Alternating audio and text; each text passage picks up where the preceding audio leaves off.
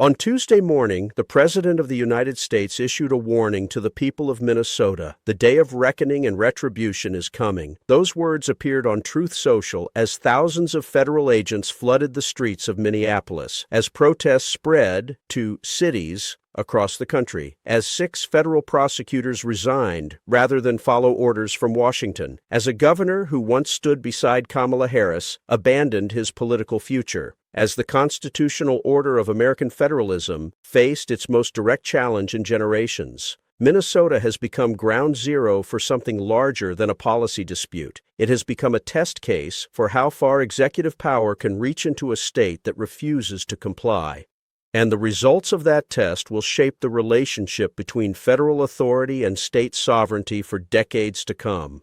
The catalyst was a single gunshot. On Wednesday, January 7th, at approximately 2:30 in the afternoon, an Immigration and Customs Enforcement agent shot and killed Renee Nicole Good. She was 37 years old. She was a mother. She was an American citizen. She was sitting in her car on a residential street in Minneapolis when she died. The circumstances of her death remain fiercely contested. Department of Homeland Security officials claim Good weaponized her vehicle and attempted to run a law enforcement officer over. They describe the shooting as self-defense. They say the agent had no choice. Witnesses tell a different story. They describe a woman blowing a whistle and yelling out her window. They describe a shot at close range. They describe Good, covered in blood, saying her final words before collapsing.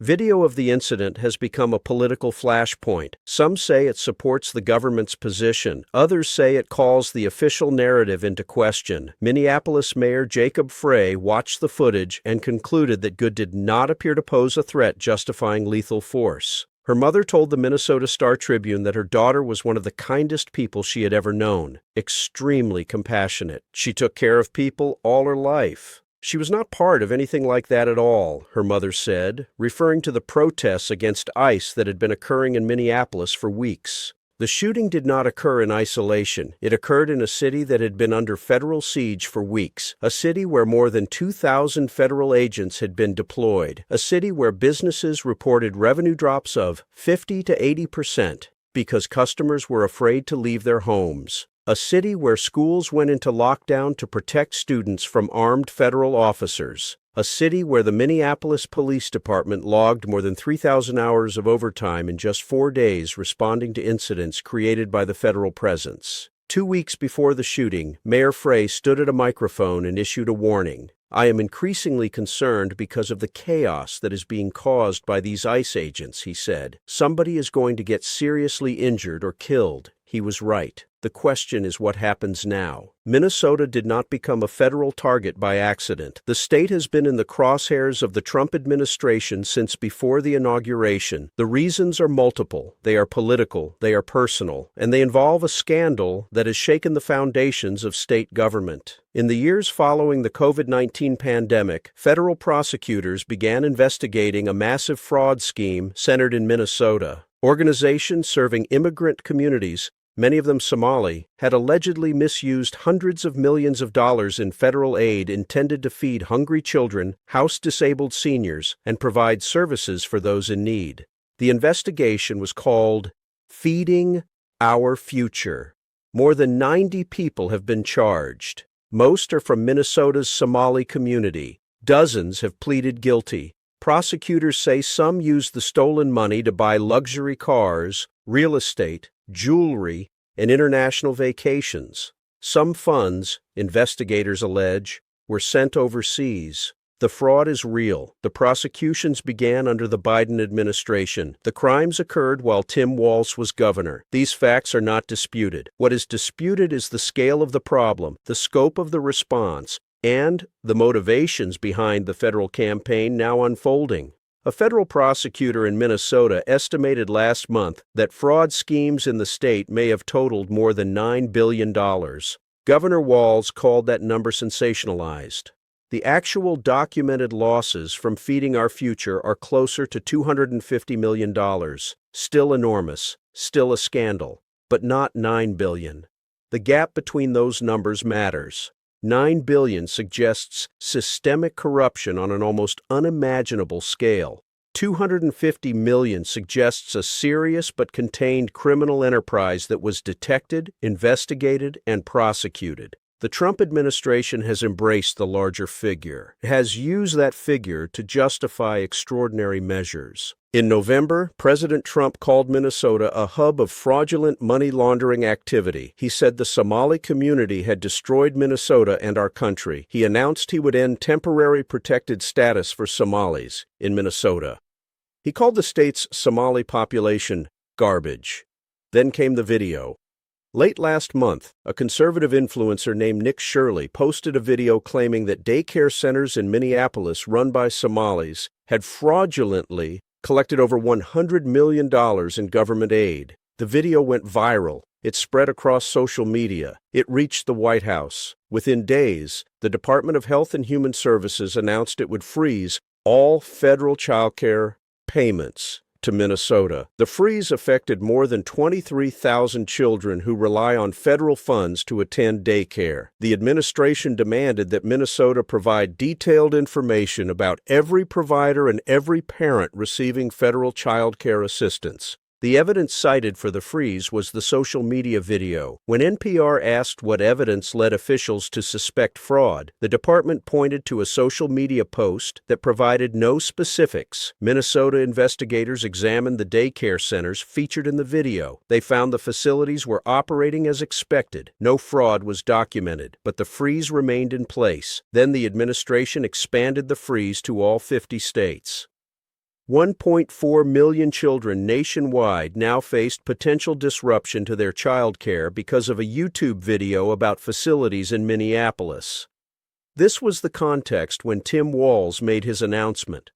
On Monday, January 5th, the governor of Minnesota stood at a podium in the state capitol and said he would not seek re-election. He had announced his campaign for a historic third term just 4 months earlier. Now he was abandoning it. "Every minute I spend defending my own political interests," Walz said, "would be a minute I cannot spend defending the people of Minnesota against the criminals who prey on our generosity and the cynics who prey on our differences." Walz did not take questions. He read from a prepared statement and walked away. The 2024 Democratic vice presidential nominee had been driven from the field. The man who once stood beside Kamala Harris as a symbol of Democratic values in the heartland had concluded that continuing to run was impossible. The political fallout from the fraud scandal, amplified and weaponized by the Trump administration, had made his position untenable. Donald Trump and his allies, Walz said in his statement, "want to make our state a colder, meaner place." The president responded within hours. "Minnesota's corrupt governor will possibly leave office before his term is up," Trump wrote on Truth Social. He accused Walz, without providing evidence, of stealing tens of billions of taxpayer dollars alongside Ilhan Omar and others of his Somali friends. He called them slimeballs. 2 days later, Renee Good was dead. The shooting transformed a political conflict into something more volatile. Thousands gathered at the site where Good died, first to protest, then to mourn. Vigils filled an entire city block. The protests spread to Portland, Los Angeles, New York. ICE officers faced crowds chanting and blocking their vehicles. Governor Walz warned residents not to take the bait. "They want a show," he said. "We cannot give it to them." Illinois Governor J.B. Pritzker offered advice he had shared with Democratic governors facing similar pressure. Remind residents it is their right to protest, but do not descend into violence. That, Pritzker believed, was exactly what the Trump administration wanted, an excuse to declare martial law. The administration did not declare martial law. Instead, it escalated. DHS Secretary Kristi Noem announced that hundreds more ICE agents would deploy to Minneapolis. Around 1,000 additional Customs and Border Protection agents were expected to follow. The total federal presence would exceed 3 times the number of police officers employed by the Minneapolis Police Department. Secretary of the Treasury Scott Bessent traveled to Minnesota to announce new initiatives combating fraud. Under Democratic Governor Tim Walz, he said, welfare fraud has spiraled out of control. Billions of dollars intended for feeding hungry children, housing disabled seniors, and providing services for children in need were diverted to benefit Somali fraud rings. The Treasury Department held roundtables with financial institutions and law enforcement. The message was clear. This is not stopping. Then came the resignations. On Tuesday, at least 6 federal prosecutors in the United States Attorney's Office in Minnesota quit their jobs. They resigned after pressure from the Trump administration to focus the investigation into Good's shooting on her actions and the actions of people around her who may have been involved in ICE protests. The prosecutors were not random staff members. Joseph Thompson had handled some of the most prominent fraud investigations in the state, including Feeding Our Future. Harry Jacobs had worked in the office since 2018. Melinda Williams was a senior prosecutor. These were the people who had been leading the actual fraud cases. Mayor Frey called the resignations a major problem. Those prosecutors were leading fraud investigations statewide, he said. If all of the people investigating the fraud suddenly decide we have had enough, the administration's stated purpose collapses. This points to how the federal crackdown is politically motivated, not geared towards public safety, fighting crime, immigration, or fraud. The contradiction is stark. The Trump administration claims it is in Minnesota to combat fraud. Then it pressures the prosecutors investigating fraud to change their focus. They resign rather than comply, and the fraud investigations are left without leadership. Minnesota Attorney General Keith Ellison, Minneapolis, and St. Paul filed a lawsuit to halt the federal surge. The lawsuit alleges that the Trump administration's decision to target Minnesota has been motivated by a desire to retaliate against perceived political enemies rather than good faith immigration enforcement, public safety, or law enforcement concerns. The lawsuit quotes President Trump directly. Minnesota is corrupt, he said, on January 9th. They are crooked officials. I feel that I won Minnesota all 3 times. I think I won it all 3 times. It is a corrupt voter state. I won Minnesota 3 times, and I did not get credit for it. That is a crooked state. Trump didn't win Minnesota. He lost it in 2016, 2020, and 2024. The state's election officials accurately reported results that didn't favor him. According to the lawsuit, that is why Minnesota is being targeted. The lawsuit alleges violations of the 10th Amendment, which reserves to states all powers not delegated to the federal government. It alleges excessive force against Minnesota residents. It alleges warrantless arrests of individuals without probable cause. It alleges that DHS agents have essentially commandeered police resources by forcing state and local law enforcement to respond to the chaos federal agents have caused. Governor Walz called the ICE surge unconstitutional. Over the last week, he said, we have seen federal agents arresting, threatening, and using force against innocent bystanders. They have carried out enforcement actions in schools, at hospitals, and in one horrific instance, shot and killed someone. This operation was never about safety. It is a targeted political operation. The administration dismisses these claims. Vice President J.D. Vance called Good's death a tragedy of her own making. He blamed leftist ideology and said the media had encouraged protests against the immigration crackdown. The House Oversight Committee, controlled by Republicans, has scheduled hearings on fraud in Minnesota. 3 Republican state lawmakers are set to testify. Governor Walz has been invited to appear next month. Committee Chairman James Comer said that though Walz is not running for governor again, he cannot run from accountability. Meanwhile, the situation on the streets of Minneapolis grows more tense by the day. What is unfolding in Minnesota raises questions that go beyond the immediate crisis. The federal government has the authority to enforce immigration law. This is not disputed. But does that authority extend to flooding a city with thousands of armed agents, to freezing funding for childcare based on a social media video, to pressuring prosecutors to abandon fraud investigations, to publicly threatening a state with reckoning and retribution? The percentage of Minnesota's population that are non-citizen immigrants without legal status is roughly 1.5%. That is less than half the national average. If immigration enforcement were the genuine purpose of the operation, Minnesota would be an unusual choice for the largest federal deployment in the country. The fraud investigations that supposedly justify the surge began under the Biden administration. They were initiated by Minnesota state agencies. The state's Department of Education alerted federal authorities to suspicious activities in 2020 during Trump's first term. The state kept advocating for federal cooperation in 2021 and 2022 to get the case charged. Minnesota was trying to stop the fraud. It was asking for federal help. Now the federal government treats Minnesota as the enemy. The protesters who have filled the streets are exercising rights guaranteed by the First Amendment. The residents who record ICE agents on their phones are documenting the actions of their government. The local officials who refuse to cooperate with federal enforcement are following policies that have been upheld by federal courts. None of this is illegal. None of this justifies what the president called reckoning and retribution.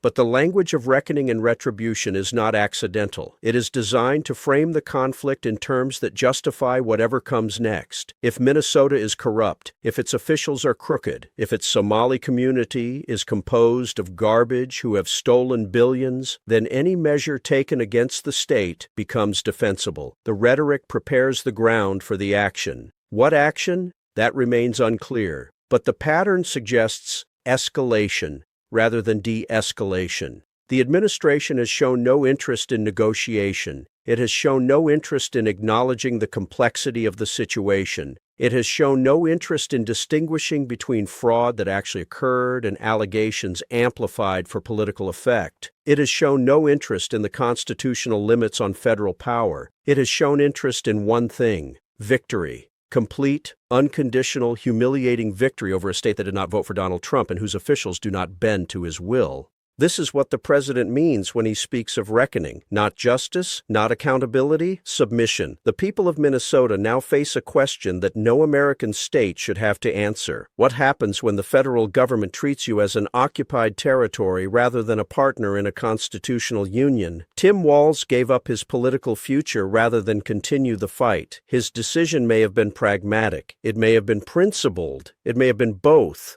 But his departure does not end the crisis. It may only deepen it. Senator Amy Klobuchar is considering a run for governor. She met with Walz over the weekend before his announcement. If she enters the race, she would bring national stature and political experience to a contest that has become about much more than state policy. It would be a referendum on whether Minnesota will resist or accommodate. On the Republican side, MyPillow CEO Mike Lindell has announced his candidacy. The man who spent years promoting false claims about the 2020 election now seeks to lead a state the president insists he actually won 3 times. The race for governor will unfold against the backdrop of federal agents in the streets, prosecutors resigning, child care funding frozen, and a president promising retribution. Whatever issues candidates might prefer to discuss, they will not escape this context. And beneath the political contest lies a deeper question about the nature of American government. The Constitution divides power between federal and state authorities. This division is not an accident or an inconvenience. It is fundamental to the American system. States are not administrative units of the federal government. They are sovereign entities within their spheres. They have rights, they have powers, they have the capacity to resist federal overreach. What is happening in Minnesota tests whether those rights and powers mean anything in practice. If the federal government can deploy thousands of agents to a state, freeze its funding, pressure its prosecutors, and threaten its officials with retribution, what protection does federalism actually provide? The courts will eventually weigh in. The lawsuit filed by Minnesota officials will proceed through the judicial system. Judges will evaluate the claims of constitutional violation. They will issue rulings. But rulings take time, and on the streets of Minneapolis, events move faster than litigation. The day of reckoning the president promised may come in many forms. It may come through continued escalation of federal presence. It may come through further freezes on funding. It may come through criminal investigations targeting state officials. It may come through executive orders that strip Minnesota of federal resources. Or it may come through exhaustion, through the wearing down of resistance, through the slow acceptance that this is simply how things are now, that federal power is unlimited, that state authority is conditional, that constitutional norms are suggestions rather than rules. That would be the worst outcome of all. Not a dramatic confrontation, but a quiet surrender. Not resistance, but resignation. The people gathering in Minneapolis have not surrendered. The officials filing lawsuits have not surrendered. The prosecutors who resigned rather than compromise their principles have not surrendered. Whether their resistance will be enough remains to be seen. A woman named Renee Good is dead. Her death has become a symbol, interpreted differently by different sides. For some, she was a protester who endangered a federal officer and paid the price. For others, she was a mother killed by an occupying force on a residential street in an American city. Both interpretations cannot be true, but both will shape what happens next. The President of the United States has promised Minnesota a day of reckoning. He has not specified what that day will bring. He has only made clear that it is coming. The people of Minnesota and the people of every state watching what unfolds there must now decide what they will do when it arrives. The historical parallels are uncomfortable to contemplate. Federal troops have been deployed to American states before. They were deployed to Little Rock in 1957 to enforce school desegregation against a defiant governor. They were deployed to Mississippi in 1962 to ensure James Meredith could attend the state university. They were deployed to Los Angeles in 1992 after riots following the Rodney King verdict. In each case, the federal government intervened to protect constitutional rights that state authorities were failing to uphold. In each case, the federal presence, however controversial, served a purpose that most Americans would now recognize as legitimate. What is happening in Minnesota inverts that pattern. Here, the federal government is not protecting constitutional rights. It is arguably violating them. It is not enforcing court orders. It is defying them. It is not restoring order. It is creating chaos. The Minneapolis Police Department has been forced to divert resources from actual crime prevention to manage the fallout from federal operations. Businesses have closed. Schools have locked down. Revenue has collapsed. The fabric of civic life has frayed under the pressure of an occupation that serves no apparent purpose beyond political punishment. And still, the agents keep coming. The administration has framed this as a law enforcement operation, but law enforcement operations have objectives. They have metrics. They have endpoints. What is the objective in Minnesota? How many arrests would constitute success? How many deportations? How many fraud prosecutions? None of these questions have been answered. The operation continues indefinitely, with no defined goal except the submission of a state that refuses to submit.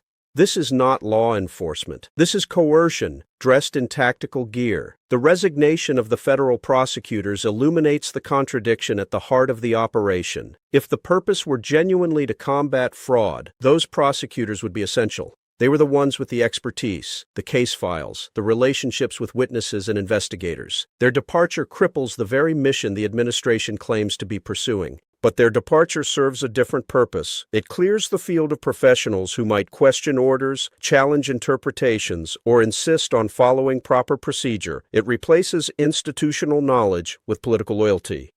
It transforms a prosecutor's office into an instrument of the White House rather than an independent arbiter of justice.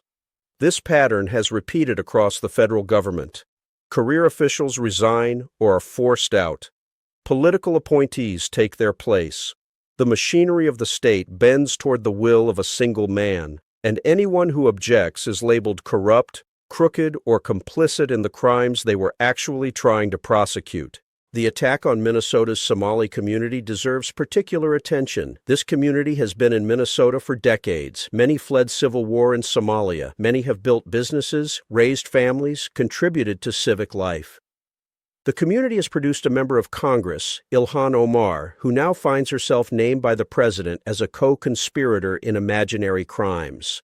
The fraud that occurred was committed by individuals. It was not committed by a community. Criminal liability is personal. You do not indict an entire ethnic group because some of its members broke the law. This principle is fundamental to American justice. It is being systematically violated in the administration's rhetoric and increasingly in its actions. When the president calls the Somali population garbage, when he claims they have destroyed Minnesota, when he freezes funding affecting thousands of children because of a social media video about a handful of daycare centers, he is not pursuing justice. He is pursuing collective punishment. He is treating an entire community as guilty until proven innocent. He is weaponizing the apparatus of the state against people based on their ethnicity and religion. This is not subtle. It is not hidden. It is stated openly, repeatedly, proudly. And yet the apparatus of American government continues to function as if this were normal, as if targeting a community for its identity were an acceptable use of federal power, as if the president's words were mere rhetoric rather than the stated rationale for extraordinary action. The courts will eventually rule on the legality of what is happening, but legality is not the only question. There is also legitimacy. There is also precedent. There is also the long-term damage to institutions that were designed to protect everyone, not just those favored by whoever holds power. If this operation succeeds, if Minnesota is brought to heel, if its officials are humiliated and its resistance broken, what happens next? What happens to the next state that defies a president? What happens to the next community that becomes politically inconvenient? What happens to the constitutional structure that was supposed to prevent exactly this kind of abuse? These questions do not have easy answers. They may not have answers at all until events force them.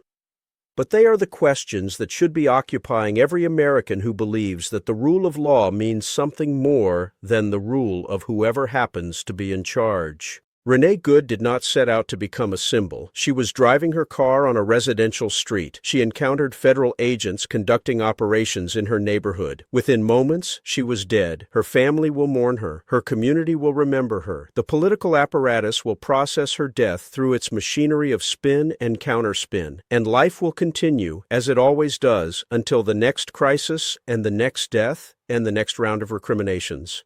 But something has changed. Something that cannot be undone by press releases or legal filings or political calculations. A line has been crossed. An American citizen has been killed by federal agents conducting an operation that the state's own governor calls unconstitutional, and the President of the United States has responded not with reflection, but with threats of further action. The day of reckoning he promised is not a metaphor. It is a policy. It is being implemented in real time on the streets of American cities, against American citizens, by agents of the federal government. Minnesota stands at the center of this storm. But Minnesota is not alone. What happens there will shape what happens everywhere. The precedents being set will outlast the officials setting them. The damage being done will take generations to repair, if it can be repaired at all.